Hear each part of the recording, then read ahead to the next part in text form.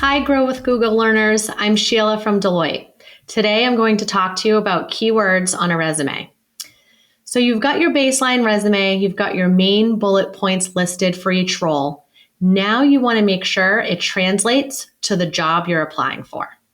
The best way to position yourself for success is to utilize keywords throughout your resume. What that means is that you are choosing words on your resume that directly correlate to the job you are applying for.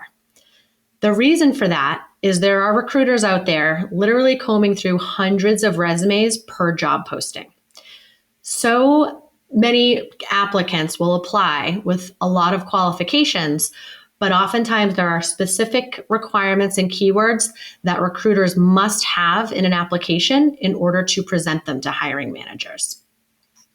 For example, if you're applying for a Java developer role and you are a Java developer, you're already one step ahead from someone else who's applying who may not be in that current position.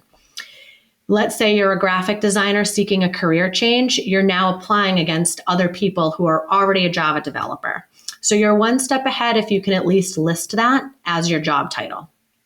Next, it's even better to be detailed and specific in what you list after that job title.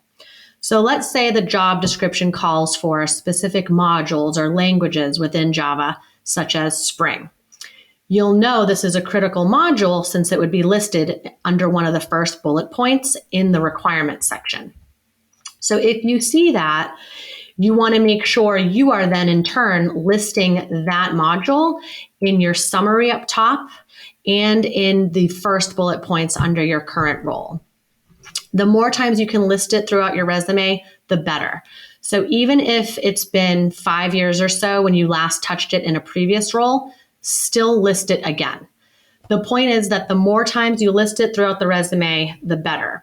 Because what the recruiter will be doing is using that find search engine in Word, typing in Spring, and seeing how many times it's highlighted throughout the resume. So if your resume highlights it 10 times, you'll look that much more appealing than the next candidate who it only lists 2 times.